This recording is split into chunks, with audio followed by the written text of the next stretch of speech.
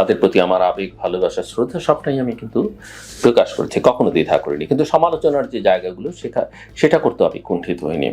So professor Mohammad Yunus বাংলাদেশের জন্য শুধু গর্বের বিষয় নয়, গোটা বিশ্ব তাকে সম্মান করে। পৃথিবীর বহু দেশের সরকার প্রধান, রাষ্ট্রপ্রধান বছরের পর বছর বা মাসের পর মাস তার অ্যাপয়েন্টমেন্টের জন্য অপেক্ষা করে। পৃথিবীর বহু অনুষ্ঠানে তাকে স্পিকার হিসেবে নেওয়ার জন্য লাইন দিয়ে অপেক্ষা করতে হয়, এবং তার যে সম্মানী, সেই সম্মানীয় কিন্তু খুব কম নয়, যথেষ্ট সম্মানী দিয়ে তাকে বক্তৃতা দিতে নিয়ে যাওয়া হয়। বাংলাদেশের পার্লামেন্টে তিনি বক্তৃতা দিতে পারেননি, কিন্তু পৃথিবীর অনেক দেশের পার্লামেন্টে, এমনকি ভারতের পার্লামেন্টে তিনি বক্তৃতা করেছেন। একজন গুণী মানুষ, বাংলাদেশের নারীর ক্ষমতায়নে, বাংলাদেশের দরিদ্র মানুষের উন্নয়নে তিনি নিঃসন্দেহে ভূমিকা পালন করেছেন।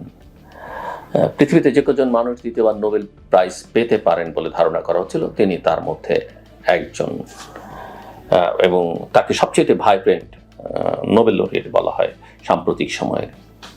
কিন্তু তিনি যখন সরকারের দায়িত্ব নিয়েছেন, তিনি কিন্তু শেখ হাসিনা সরকারের থেকে তার প্রতিপক্ষ ভেবে এক রকমের সমালোচনা করেছেন, তাকে যথেষ্ট কষ্ট দিয়েছেন, তার বিরুদ্ধে মামলা করেছেন, তাকে তার পদ থেকে সরিয়ে দিয়েছেন, তাকে 8 তলায় সিঁড়ি বেয়ে উঠতে বাধ্য করেছেন। আমাদের দেশকেও এর মধ্য দিয়ে শেখ হাসিনা ছোট করেছেন। পৃথিবীর অনেক দেশে যাই, আমি অনেক সময় দেখছি যে ট্যাক্সি ড্রাইভাররা পর্যন্ত প্রফেসর মোহাম্মদ ইউনূসকে চেনে। ওই যে আমি মাঝে মাঝে বলতাম, বাংলাদেশকে চেনে হচ্ছে গার্মেন্টসের কারণে, বাংলাদেশকে চেনে হচ্ছে পিসকিপিং মিশনের কারণে, আর প্রফেসর মোহাম্মদ ইউনূসের কারণে। আমরা আরও বড় বড় নেতাদের নাম বলতে পারি, অনেক কিছু বলি, এগুলো বাকওয়াস কথাবার্তা, এগুলো ঠিক নয়। সো প্রফেসর মোহাম্মদ ইউনূস যখন দায়িত্ব নিয়েছেন অন্তর্বর্তীকালীন সরকার প্রধানের, এর আগেও 2007 সালে তাকে অফার করা হয়েছিল, তিনি রাজি হননি। এবার যখন তিনি দায়িত্ব নিয়েছেন, আমরা সবাই কিন্তু অত্যন্ত খুশি হয়েছি, এবং গোটা বিশ্ব কিন্তু এক আন্দোলনের কারণে যেমন তাকিয়েছিল বাংলাদেশের দিকে, এরপরে নজর দিল যখন প্রফেসর মোহাম্মদ ইউনূস দায়িত্ব গ্রহণ করলেন সরকার প্রধান হিসেবে। প্যারিস অলিম্পিক থেকে এসে তিনি এই দায়িত্ব নিলেন ছাত্র দাবিতে। আমি তখন অনেকগুলো কথা বলেছিলাম, এবং আমি সেই কথা থেকে এখনো সরে যাইনি। আমি বিশ্বাস করতাম যে প্রফেসর মোহাম্মদ ইউনূস বাংলাদেশের অর্থনীতিতে একটা ব্যাপক পরিবর্তন নিয়ে আসতে পারবেন, যে কোনো কারণেই হোক।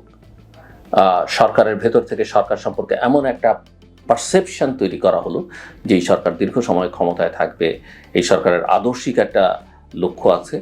তাতে করে আমার মনে হলো যে প্রফেসর মোহাম্মদ ইউনূস যেটা পারতেন, সবার যে আগ্রহ ছিল, সেই আগ্রহের জায়গায় একটা বড় ঘাটতি তৈরি হলো।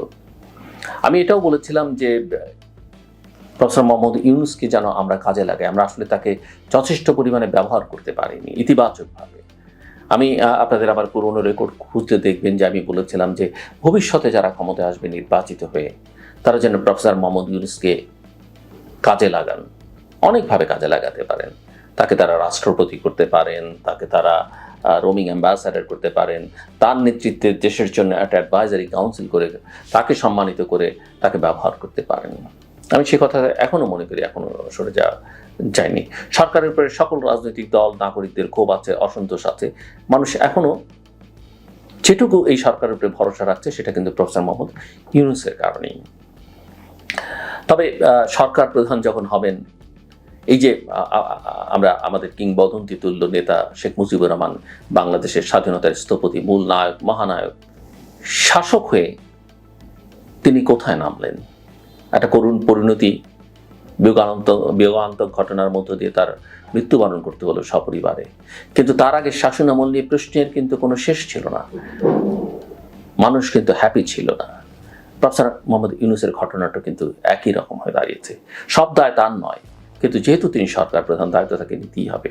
তিনি একটা বড় ভুল করেছেন প্রথমেই, যখন তিনি বলেছেন তিনি ছাত্রদের কর্তৃক নিয়োগকৃত। অভ্যুত্থানটা ছাত্র জনতার ছিল, এবং ছাত্রদের যে কর্তৃক নিয়োগকৃত, দেশে 3 কোটি ছাত্র কিন্তু অভ্যুত্থানের পরে একসঙ্গে নেই, দেশের 28টি ছাত্র সংগঠন একসঙ্গে নেই, বৈষম্য বিরোধী ছাত্র আন্দোলনেরও সবাই একসঙ্গে নেই। তারপরে তিনি কিন্তু এটা বলে ফেলেছেন, এবং বলে পরবর্তীতে লক্ষ্য করা গেল যে তিনি একটা কেজের মধ্যে ঢুকে আছেন, বন্দী অবস্থায়, জিম্মি অবস্থায় আছেন কিনা নাই সেটা তিনি ভালো বলতে পারবেন। এবং ছাত্ররা দল করবে, তার প্রতি তার আশীর্বাদের কথাও ফাইন্যান্সিয়াল টাইমসের সঙ্গে ইন্টারভিউতে বোঝা গেল। এবং তিনি থাকুন আর না থাকুন, ছাত্রদের এই দল করা, তার নিয়োগকর্তারা যখন দল করছে, তাতে তার সরকার আর নিরপেক্ষ থাকে কিনা সেটা একটা বড় প্রশ্ন। তৃতীয় কথা, তিনি বলেছেন যে তিনি অভিজ্ঞ নন। প্রফেসর মোহাম্মদ ইউনূসের একটা ভালো দিক, অত্যন্ত ভালো দিক, যে তিনি সহজ সরল, শিশুর মতো সরল। আমি নিজে তার সঙ্গে একাধিকবার কথা বলেছি, আমি তার অনেক সাক্ষাৎকার দেখেছি, অত্যন্ত শিশুর মতো সরল, ভালো মানুষ। আমাদের মুক্তিযুদ্ধের সময় কিন্তু প্রফেসর মোহাম্মদ ইউনূসের অবদান আছে, এটা অনেকে আমরা বলতে চাই না, বলি না, জানি না, বিদেশে যখন তিনি ছাত্রাবস্থায় ছিলেন মুক্তিযুদ্ধের সময়। কিন্তু অনভিজ্ঞ, আপনার অনভিজ্ঞতা তো 20 মিলিয়ন লোকের ভাগ্য অনভিজ্ঞতার উপরে ছেড়ে দেওয়া যায় না।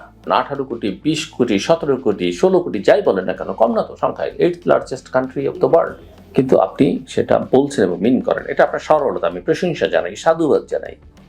আমার প্রশ্ন যে আপনি এত গুণী মানুষ, বিশ্বের বরেণ্য মানুষ, আপনি কেন পারবেন না 20টা ভালো লোক, এফিশিয়েন্ট লোককে খুঁজে বের করতে? আপনার কেন জানা থাকবে না? তাদের নিয়ে আপনি কেন সরকার গঠন করলেন না কেন? কোনো এক বিশেষ উপদেষ্টার পরামর্শে ছাত্রদের কথাবার্তায় দেশ চালাবেন, এটা তো হয় না। আমি এখনো মনে করি যে ওনাকে একটু শক্ত হতে হবে, নইলে ওনার যে সম্মান, সেই সম্মান ক্ষতিগ্রস্ত হবে, উনি বিপদে পড়বেন। আন্তর্জাতিক যে মহল ওনাকে চিরকাল সম্মান করেছে, বন্ধু হিসেবে দেখেছে, তারা দেখতে চাইবে না। প্রফেসর মোহাম্মদ ইউনূসকে গোটা পৃথিবী একজন লিবারেল ডেমোক্রেট হিসেবে জানে, কিন্তু তার সরকারকে এখন আর লিবারেল কেউ মনে করে না, ডেমোক্রেট মনে করে না। তার সরকারকে একটা বিশেষ উগ্র, বিশেষ গোষ্ঠী হিসেবে বিবেচনা করে এবং মনে করা হয় যে বাংলাদেশকে তার আদর্শ থেকে ভিন্ন লক্ষ্যে নিয়ে যাওয়া হচ্ছে। এই দায়িত্ব প্রফেসর মোহাম্মদ ইউনূস কেন নিতে চাইবেন, যেখানে দেশের সকল মানুষ তাকে সমর্থন করে, গোটা পৃথিবী তাকে সমর্থন করতে চায়? তিনি কেন এই দায়িত্ব নিচ্ছেন? আমার অনুরোধ থাকবে যে এখনো সময় আছে, তিনি যদি শক্ত হয়ে দাঁড়ান, সবাই তার পাশে আছে এবং তিনি যা করতে চাইবেন তাই করতে পারবেন।